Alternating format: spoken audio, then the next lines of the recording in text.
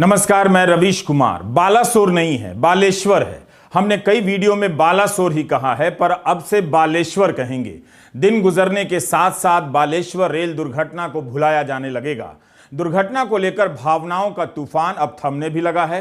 Railway को लेकर अखबारों में जिस तरह की खबरें छपी हैं, उन्हीं को पढ़कर लग रहा है कि अगर दुर्घटना ना भी हुई होती तब भी रेल मंत्री अश्विनी वैष्णव को इस्तीफा दे देना चाहिए था।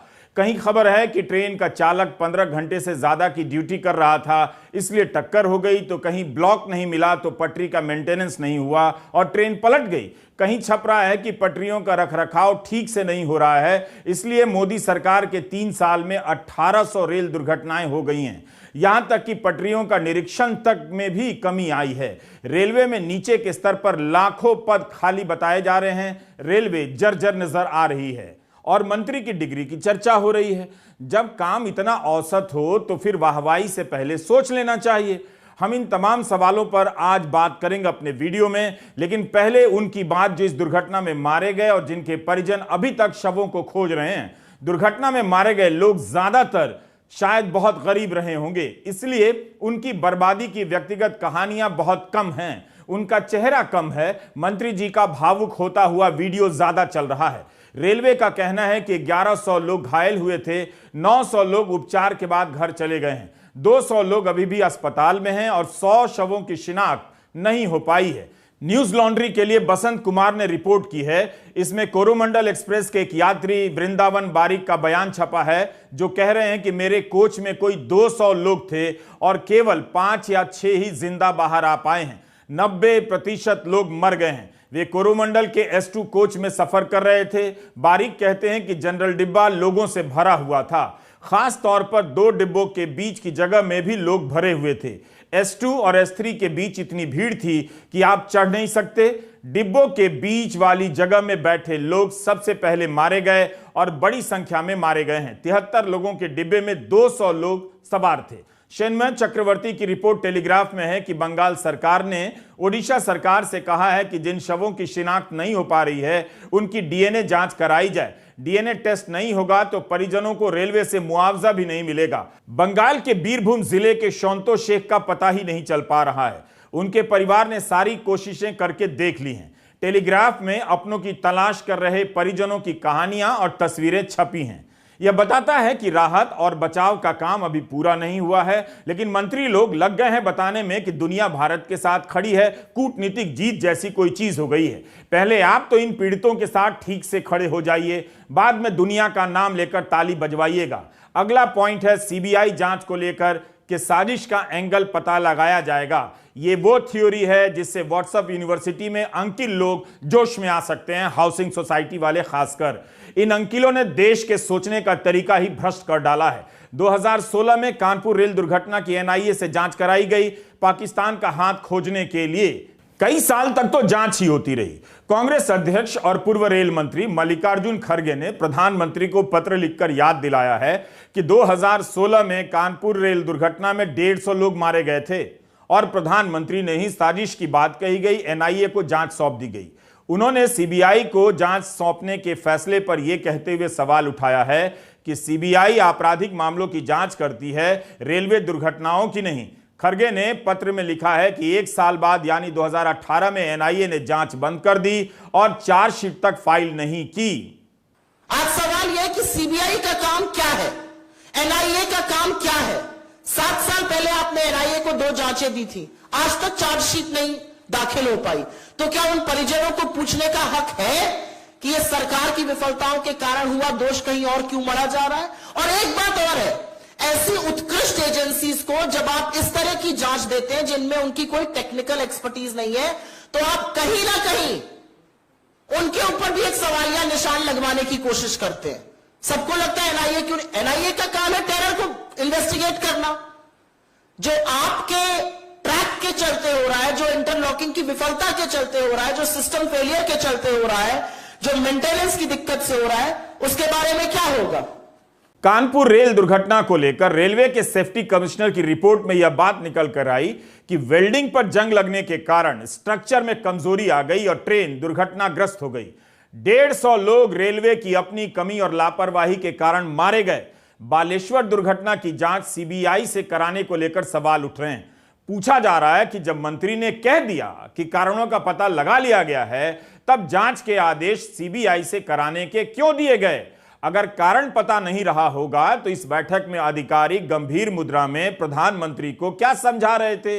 इस मीटिंग को कई एंगल से रिकॉर्ड किया जा रहा था ताकि जनता हर एंगल से देख ले कि प्रधानमंत्री कितने गंभीर हैं और सारे अधिकारी कितनी गंभीरता से बैठे हैं। ट्विटर पर तृणमूल कांग्रेस के प्रवक्ता साकेत गोखले ने लिखा है कि मंत्री ने बयान भी दिया कि हमने कारणों का पता लगा लिया है। इसके 7 घंटे बाद सीबीआई जांच के आदेश दिए गए। रेलवे के सेफ्टी कमिश्नर का पद स्वायत्त स्वतंत्र होता है। सेफ्टी कमिश्नर रेल मंत्री और रेलवे बोर्ड के अधीन नहीं होता, ना ही उन्हें रिपोर्ट करता है। सेफ्टी कमिश्नर की रिपोर्ट से पहले रेल मंत्री बोर्ड को प्रभावित कर सीबीआई को जांच सौंप रहे हैं। उन्हें सेफ्टी कमिश्नर की रिपोर्ट का इंतजार करना चाहिए था। द वायर में मीतू जैन की रिपोर्ट को भी आप इस संदर्भ में देख सकते हैं। मीतू जैन ने नाम न छापने की शर्त पर रेलवे अधिकारियों से बात की है। उनका भी कहना है कि सेफ्टी कमिश्नर की रिपोर्ट से पहले सीबीआई को जांच सौंप देना हैरान करता है। पूर्व राजस्व सचिव EAS शर्मा ने रेल मंत्री को पत्र लिखा है कि उनकी नजर में यह जनता को गुमराह करने के जैसा है। द वायर में मीतू जैन की रिपोर्ट बालेश्वर दुर्घटना की प्राथमिक जांच रिपोर्ट में झांकने का अवसर देती है। कई जगहों पर ऐसी खबरें चल रही हैं और एनिमेशन के जरिए बताया जा रहा है कि कौन सी ट्रेन किधर से आई, किससे टकराई। हर कोई अपने एनिमेशन की तारीफ खुद ही करने में लगा है। मीतू जैन ने लिखा है कि बालेश्वर दुर्घटना को लेकर रेलवे के 5 अधिकारियों ने प्राथमिक रिपोर्ट सौंप दी है। सबने खराब सिग्नल सिस्टम को दोषी माना है। 5 में से केवल 1 अधिकारी ने इशारा किया है कि कारणों के सबूत मिटाने की कोशिश लगती है। इस नोट को द वायर ने देखा है, जिस पर सीनियर सेक्शन इंजीनियर AK महंत का नोट है। यह डिसेंट नोट यानी बाकी 4 से असहमति का नोट है। यह नोट हाथ से लिखा हुआ है। मीतू जैन की इस रिपोर्ट में इंजीनियर ने अपने नोट में यही कहा है कि स्विच इस तरह से सेट किया गया था कि कोरोमंडल को लूप लाइन पर नहीं आना था, सीधे निकल जाना था। लूप लाइन पर जाने से दुर्घटना हुई। द वायर ने लिखा है कि हो सकता है कि दुर्घटना के बाद स्विच वापस अपनी जगह पर कर दी गई हो।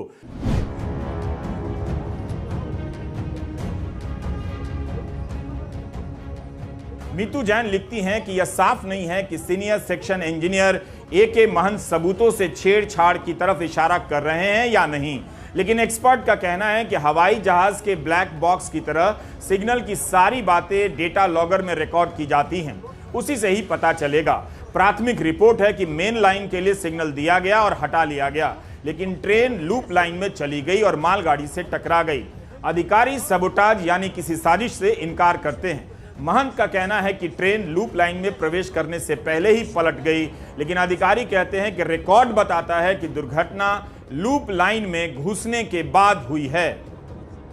देखिए, जो प्रिलिमिनरी रिपोर्ट है उसमें ये क्लियर लिखा हुआ है कि जो ट्रेन है उसे लूप लाइन में जाना था और इस पे जो सिग्नेचर है उस पे AK महांता का भी है। बट जो अहम बात है वो ये है कि AK महांता ने एक डिसेंटिंग रिपोर्ट दी थी और ये रिपोर्ट का खुलासा ये पहली बार अब हुआ है और उस रिपोर्ट में महांता ने एक बहुत ही अहम बात बोली है। महांता का कहना है कि स्विच बेशक लूप लाइन के लिए था, बट जो ब्लैक बॉक्स है, जो भद्रक खड़गपुर सेक्शन जिसे कहते हैं, उसमें जो उस एरिया का जो ब्लैक बॉक्स है, उस ब्लैक बॉक्स के तहत इस ट्रेन को सीधे जाना था। जो सिग्नल था वो सीधे के लिए था। महांता का ये भी कहना है कि हो सकता है इसको किसी ने, जो स्विच है उसको किसी ने रिवर्स कर दिया हो डिरेलमेंट के बाद। यानी कि महांता का जो जिस पे वो हिंट कर रहे हैं वो ये है कि हो सकता है किसी ने इसको कवर अप करने की कोशिश करी हो। इस बात का ये पहली बार खुलासा हुआ है। इम्पॉर्टेंट चीज़ ये है कि जो महांता कह रहे हैं ये नई बात नहीं है। ये पहले भी ऐसा हुआ है कि फॉर एग्जांपल फरवरी में संपूर्ण क्रांति एक्सप्रेस के साथ भी कुछ ऐसा ही होते होते रह गया था। एक हादसा होने वाला था, ट्रेन ड्राइवर ने देख लिया और ट्रेन ड्राइवर ने ट्रेन को रोक दी थी। उस वक्त भी सिग्नल कुछ और दिखा रहा था, ट्रेन को कहीं और जाना था। यही नहीं, सवाल ये उठते हैं अब कि ये जो इक्विपमेंट है, इक्विपमेंट का क्या ये फेलियर है? क्या सिर्फ एक यही इक्विपमेंट है सिग्नल का जिसके ऊपर सवाल उठ रहे हैं? एक BPAC भी एक और सिस्टम होता है। वो इस सिस्टम का काम ये है देखना कि जो ट्रैक है वो बिल्कुल खाली है, जब और दूसरी जो ट्रेन आ रही है वो ट्रेन तभी उस ट्रैक पे आएगी जब वो ट्रैक पूरा खाली है। तो ये BPAC सिस्टम भी लगा हुआ था, ये सिस्टम काम कर रहा था या नहीं कर रहा था, इसके ऊपर भी सवाल उठ रहे हैं। सवाल काफ़ी सारे हैं और सवालों का जवाब हमें मिलेगा chief commissioner of railway safety की रिपोर्ट से। भारत के इतिहास की इतनी बड़ी दुर्घटना मंत्री के PR मैनेजमेंट का आयोजन बनकर नहीं रह सकती। कई जगहों पर खबरें छपी हैं कि रेलवे में 3 लाख से ज्यादा पद खाली हैं, लेकिन इन्हें खाली क्यों रखा गया? क्या इसे समझना इतना मुश्किल है? क्या रेलवे में लोग कम हैं और उसका असर काम पर पड़ रहा है? मीडिया की कई रिपोर्ट इस ओर इशारा कर रही है। दैनिक भास्कर में यह खबर छपी है, 19 अप्रैल 2023 की है। इस हादसे में लोको पायलट राजेश प्रसाद गुप्ता की मौत हो गई। राजेश प्रसाद 15 घंटे से लगातार ड्यूटी पर थे।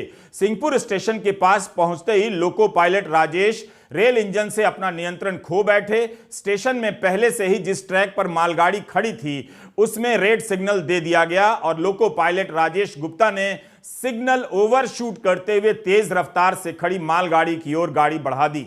यह भीषण हादसा हो गया। रेलवे के अधिकारियों से जब लोको पायलट राजेश प्रसाद गुप्ता के 15 घंटे से ज्यादा समय से नौकरी पर बने रहने की बात पूछी गई तो उन्होंने जांच के आदेश दिए गए हैं कहकर मामले से पल्ला झाड़ लिया।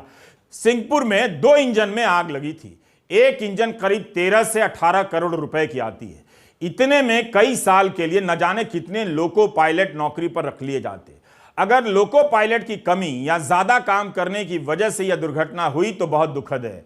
क्या हम जानते हैं कि बालेश्वर की दुर्घटना में शामिल तीनों ट्रेन के इंजन के चालक की ड्यूटी कितने घंटे की हो चुकी थी? यह भी एक पहलू होना चाहिए। यह रिपोर्ट तो 20 नवंबर 2022 की है, टाइम्स ऑफ इंडिया की।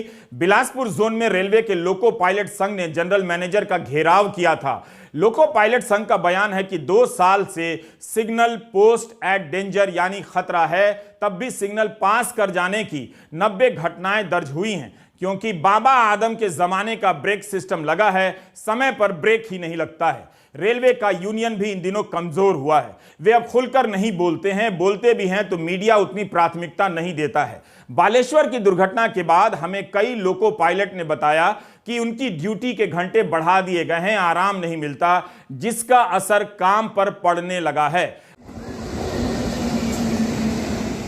उनका कहना है कि इंजन में आवाज बहुत होती है, इस कारण थकान भी जल्दी होती है। हमारी ड्यूटी 12 घंटे से ज्यादा की होने लगी है, 12 घंटे भी ज्यादा है, लेकिन कागज पर 12 घंटे ही लिखी जाती है। हम अपनी तरफ से इसकी पुष्टि नहीं कर सकते हैं, लेकिन कई जगहों पर यह बात चर्चा में आई है। रेल मंत्री बताएं कि इसमें क्या सच्चाई है, क्यों भर्तियां समय से नहीं हो रही हैं, क्या रेलवे स्टाफ की कमी से जूझ रही है। बड़ी संख्या में नौजवान हमें लिख रहे हैं कि रेलवे की अप्रेंटिस ट्रेनिंग लेकर बैठे हैं, उन्हें काम पर तो रखा ही जा सकता था, नहीं रखा जा रहा है। यही नहीं, सिग्नल डिपार्टमेंट का भी हाल बहुत अच्छा नहीं। दुर्घटना के वक्त पता चल रहा है कि इनका काम कितना अहम है, तब फिर इन विभागों में लोगों की संख्या पर्याप्त क्यों नहीं है। सिग्नल एंड टेलीकॉम डिपार्टमेंट में पूरे इंडियन रेलवे में HOA 2005 को फॉलो ही नहीं करते।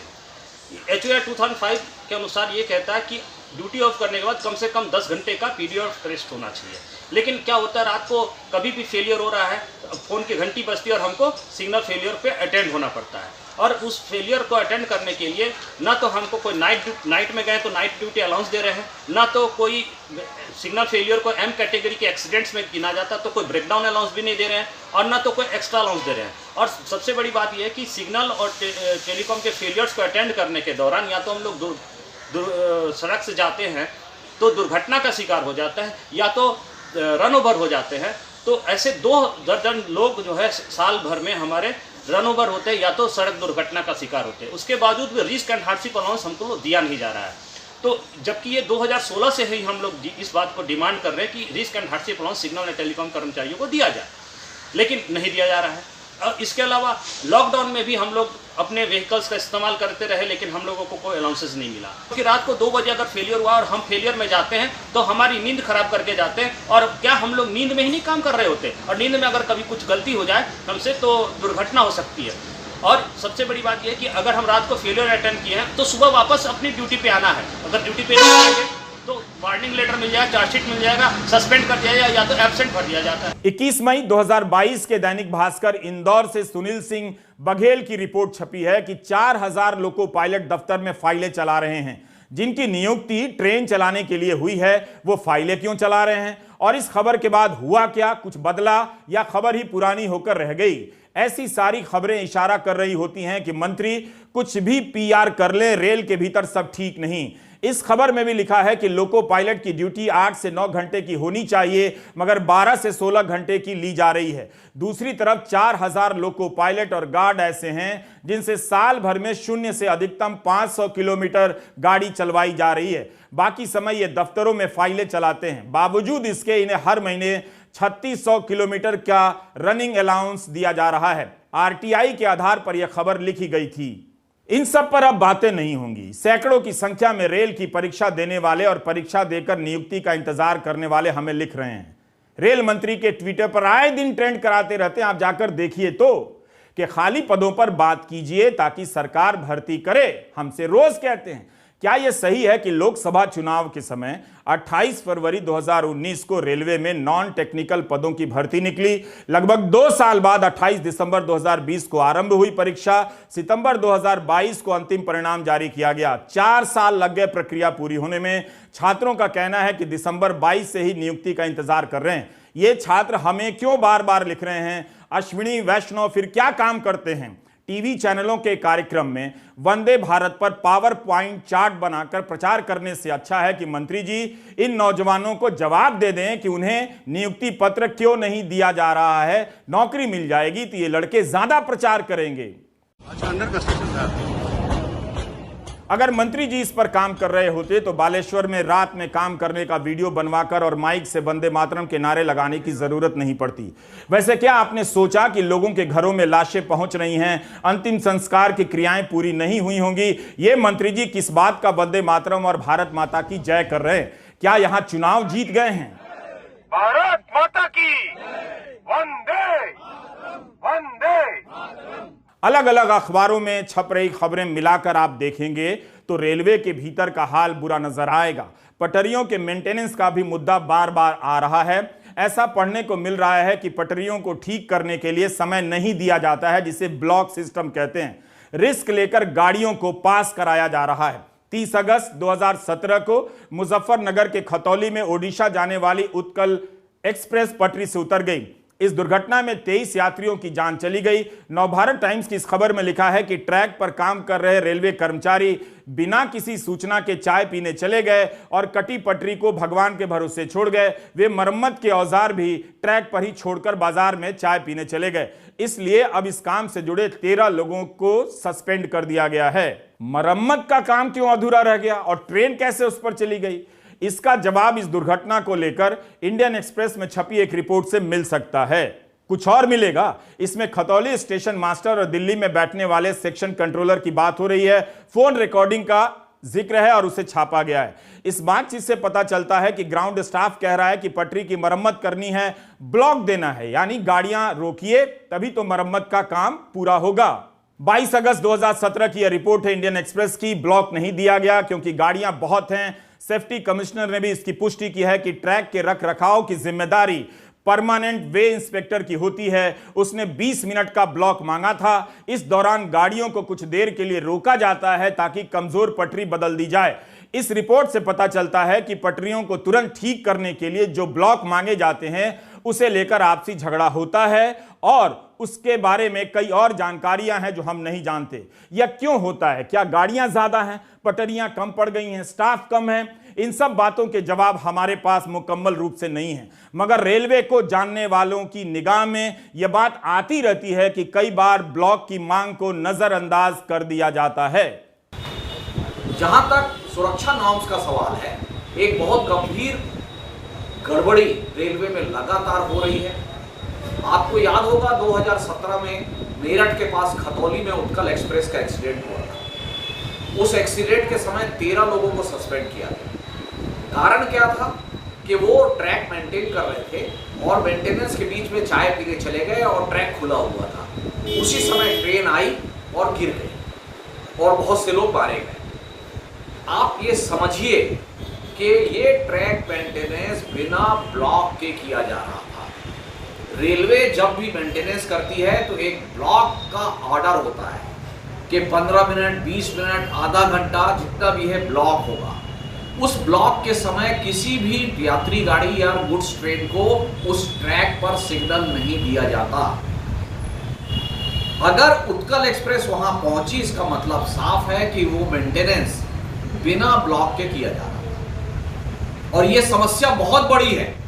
जो ऑपरेटिंग मैनेजर होते हैं, जो रेलवे में जीएम को भी डिक्टेट करते हैं, वो साफ साफ मेंटेनेंस के लोगों को कहते हैं कि हम इतने ब्लॉक नहीं देंगे, आप 2 गाड़ी निकलने के बीच में 10 मिनट का समय है, उसमें मेंटेनेंस करिए। और लिटरली झगड़ा होता है मेंटेनेंस के कर्मचारियों के बीच और ऑपरेटिंग के बीच कि वो अगर 5 जगह ब्लॉक मांग रहे हैं तो उनको 1 या 2 जगह ब्लॉक मिलता है। इस तरीके से सिक्योरिटी नॉर्म्स को कंप्लीट खिलवाड़ किया जाता है।